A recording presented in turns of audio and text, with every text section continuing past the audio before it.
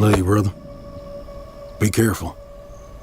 I will. Welcome to Watch Mojo, and today we're counting down our picks for the movies released from January to June 2025 that had critics and audiences on the edge of their seats. I have my reasons. Which are what? My reasons? I'm not saying. I'm saying I'm not saying. Number 10, Mission Impossible: The Final Reckoning. This can't all be true.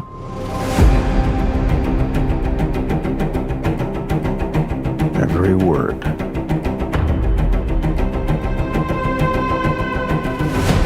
CIA Black Vault break-in. Am I reading this correctly?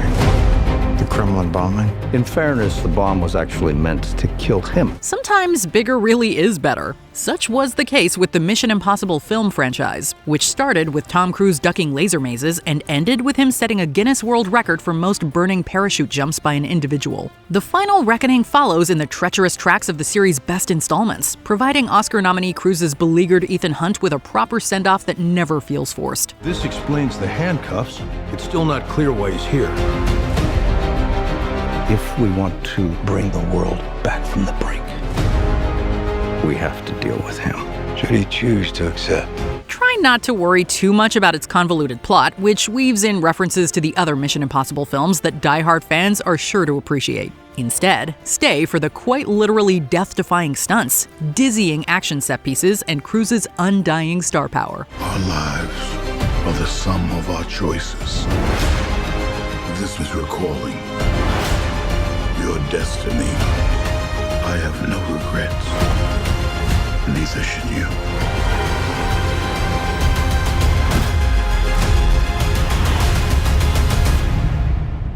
I need you to trust me. Number 9, Pavements. Steven.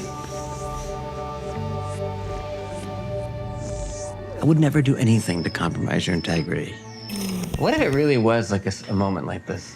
You've been chosen as an extra in the movie adaptation of the sequel to your life. Much like the cult favorite indie rock band with which the film mostly shares a name, director Alex Ross Perry's experimental biopic unapologetically does things its own way. The members of Pavement, the immensely influential musical outfit fronted by Stephen Malkmus, appeared in the film, but are also portrayed in scripted segments by Joe Keery, Jason Schwartzman, and Nat Wolff. It's good for my career. Maybe win an award or something. I can't play Billy Joel. I always was hoping that it was music for the future. I think everyone who's not that successful in their time tries to think that. Well, if you're trying to sound cool and smart, you're going to talk about Pavement. Ostensibly outlining the band's career trajectory, Pavements incorporates real and fabricated elements to paint a perfect picture of its subjects. It's not quite a documentary, but it's also not quite fiction. It's Pavements, like only Pavement could do it. It's the one band I don't know how to talk about. I love them so much. I was obsessed with Slant and Enchanted. They're like the slacker Rolling Stones of the 90s. My first Pavement album truly changed my life. I heard Pavement for the first time 6 weeks ago. Wowie zowie. I love to say it. Number 8, Thunderbolts. Elena, being a hero, there is no higher calling. Your sister understood something about that. I should have come back for you. No. That's just a fairy tale. After years of diminishing returns following 2019's epic Avengers Endgame, the Marvel Cinematic Universe bounced back in a big way with Thunderbolts. Incorporating characters from several previous Marvel projects, director Jake Schreier's film assembles a ragtag group of superpowered misfits against their will to combat a deadly new threat of seemingly unspeakable power. Look, you have the wrong people. We have all done bad things. Look, I've been where you are. The past doesn't go away. So you can either live with it forever, or you can do something about it. Thunderbolts returns the flagging franchise to its roots, delivering the sheer thrills of the Captain America movies, combined with the dark humor of Guardians of the Galaxy. Anchored by Oscar nominee Florence Pugh's three-dimensional performance as a conflicted Black Widow, Thunderbolts is the rare superhero movie that not only excites, but has something bigger on its mind too. No one here is a hero. We all have things that we regret. But I have so many.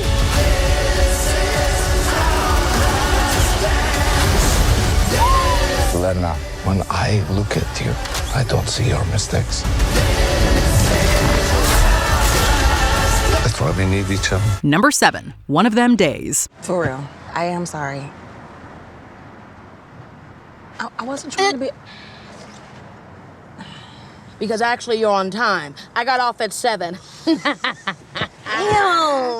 I got you good, yeah. You know me so well. And I still got you this. That's my girl. In a world where movie studios are increasingly focused on delivering audiences high-octane spectacle and bombast, it can often feel like there's no middle ground anymore. Thankfully, every once in a while, a comedy like One of Them Days comes along and gleefully proves us wrong. Why would you give the money to Keyshawn? Oh, damn. Sorry. Listen, we can't focus on the past right now. We gotta focus on the future. We don't have the money. We just gotta make the money. We gotta make the money by 6? $1,500? Not to mention I got the interview at 4. Alyssa, come on, man. I should be getting my hair done, getting my mind right. You look great to me. Starring Keke Palmer alongside pop and R&B hitmaker SZA in her feature film debut, One of Them Days centers on 2 down-on-their-luck friends living in Los Angeles' Baldwin Village who desperately need to devise a way to come up with their rent money. Director Lawrence Lamont's film is consistently laugh-out-loud funny, managing to pepper in subtle social commentary without losing sight of the comedy it pulls off so well. I thought you gave loans to anybody. Yeah, anybody with some proof of income. I mean, do you have an invoice for your art? You don't gotta be me. I'll work with you. What about Uber? SSI? SSDI? What you mean, like PPP or HBO or... Alimony? Child support? We will take child support. Number 6, Final Destination Bloodlines. Family, you don't get to pick the one you get. Just gotta love the one you got. I always knew this day would come. I got it. I don't think you got it.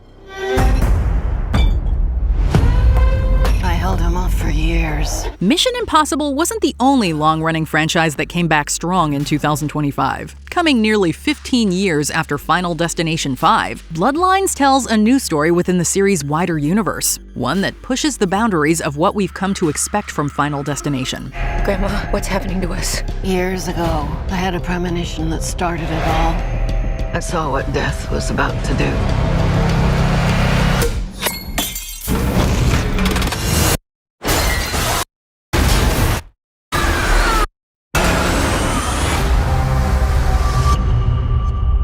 I saved a lot of lives that night.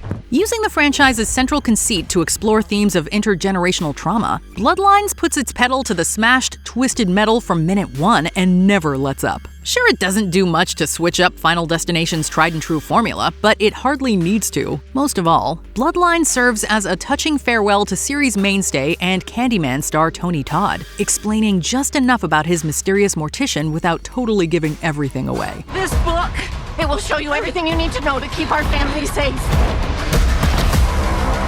It all started with Grandma. Death is coming for us because we were never supposed to exist. Watch out! Only by embracing death will it pass you by. Number 5, Warfare. لا تخاف لا تخاف لا تخاف لا تخاف لا تخاف ما حيصير لك شيء لا تخاف قوم على حالك هناك هناك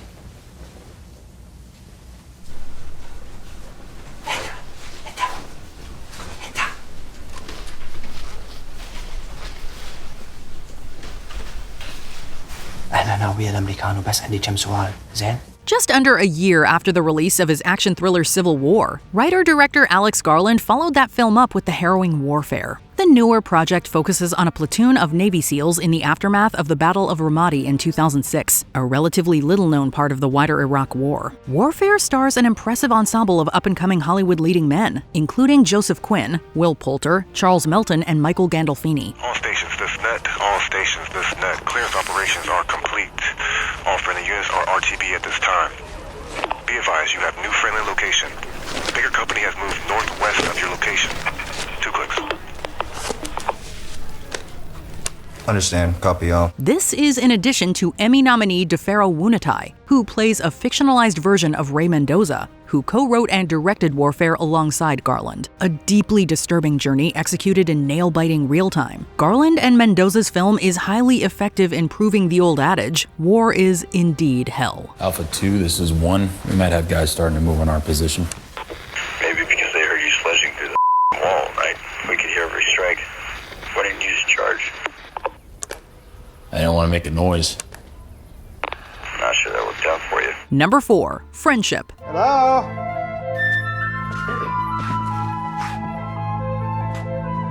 Howdy. Howdy. Honey, the new neighbor invited you over for a drink at 8 tonight. I said you'd go. You don't know my schedule. You sit there every night. Might be nice to have a pal, you know, a bud. A black comedy so cringy you'll need to watch through your fingers, Friendship is a fitting star vehicle for comedian Tim Robinson, best known for his discomfiting Netflix sketch show I Think You Should Leave. Robinson, a Saturday Night Live alum, plays the off-kilter Craig, who quickly becomes enamored with his new neighbor and local weatherman, Austin, played by Paul Rudd. Hey guys, this is my neighbor Craig. He's the best. I was just spiraling. I mean, I see the way the guys look at her. I'm scared. Sheila's lucky to have a dad like you. Boy, you should know that I've got you on my mind. Craig's complete social ineptitude is a sticking point for his wife Tammy, Kate Mara, and increasingly becomes one for Austin too. As we follow the weirdly sympathetic Craig's descent into madness, we can't help but think of the times we've been in his shoes, even if they don't involve any impromptu trips to the sewerage under your town. I can see the future. It's full of pals. I'm on the edge of life, and the view is gorgeous. Look, we had a couple of really nice hangs, but I think it best that we go our separate ways. I don't wish to continue this friendship. Number 3, Black Bag. Where are you off to? Black bag. Right. You asked how it works. To be with someone in this business, this is how. You each know what you know, and you know what you'll do, and you never discuss certain things again. If even Cate Blanchett, Michael Fassbender, and Oscar-winning director Steven Soderbergh can't put butts in movie theater seats, then what does that say about the state of Hollywood in 2025? A good old-fashioned spy thriller that notably isn't based on any pre-existing source material, Black Bag was critically acclaimed, boasting a virtually unheard-of 98% approval rating on Rotten Tomatoes. I watch her, and I assume she watches me. I would do anything for you. Would you? Yes. If a situation presents itself, would you choose your marriage over everything else? My devotion to my marriage is my professional weakness. Unfortunately, Soderbergh's latest was almost totally overlooked by audiences, grossing just $39 million on a reported budget of up to $60 million. As such, we feel that Soderbergh was justified when he publicly posed the question of, what's going to happen to the person behind me who wants to make this kind of film? Maybe this is all your greatest game, George. It's a very dangerous line of work. I'll say.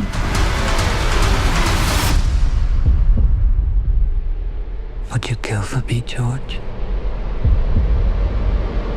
Would you? Number 2, Mickey 17. I wouldn't be surprised if you're thinking at this point, what have I done? How lucky can one guy be? Nothing was working out, and I wanted to get off of Earth. You're applying to be an expendable? Yeah. You read through the whole application. Ain't that a kick in the head? I should have read through it. From the start, Mickey 17 seemed to have everything going for it. It had a multiple Oscar-winning writer-director in Bong Joon and an all-star cast that included such heavy hitters as Robert Pattinson and Oscar nominees Mark Ruffalo, Steven Yeun, and Toni Collette. The sci-fi comedy also garnered positive reviews that praised its messaging, versatility, and deft satire. They made me work my ass off on one mission after another. Every time you die, we learn something new, and humanity moves forward. Oh, wait! He's alive! It's fine. My life is gonna be beautiful. Mickey! It's not looking very good for you. Unfortunately, despite its considerable pluses, Mickey 17 flopped hard at the box office, reportedly costing Warner Brothers as much as $80 million in losses. As such, we can only hope that with time, Mickey 17 rises to the status of becoming a cult favorite, and that future audiences give the film its due as one of 2025's best. I'm sure you're used to it by now, but what's it feel like to die? Even on my 17th go-around, I hate dying.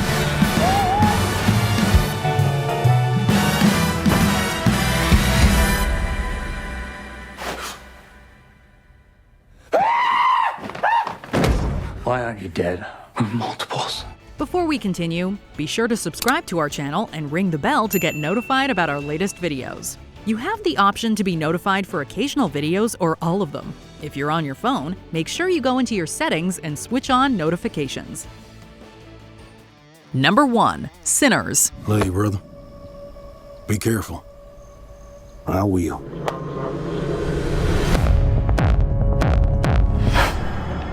With all the things that I've seen,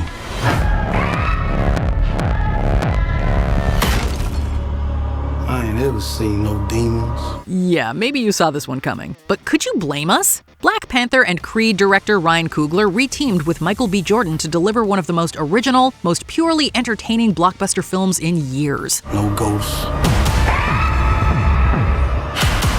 No magic. Till now. Hey, get back inside.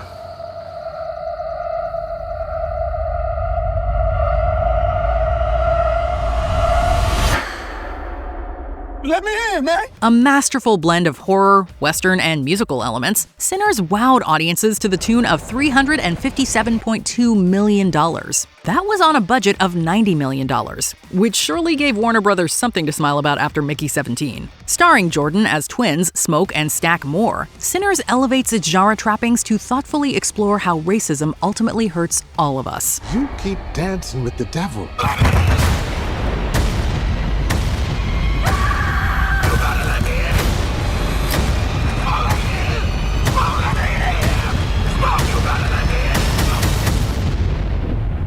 One day he's gonna follow you home. Which 2025 flick was your favorite? Are there any we missed? Be sure to let us know in the comments below. There's a new Marvel out that's supposed to be nuts. We should go see that.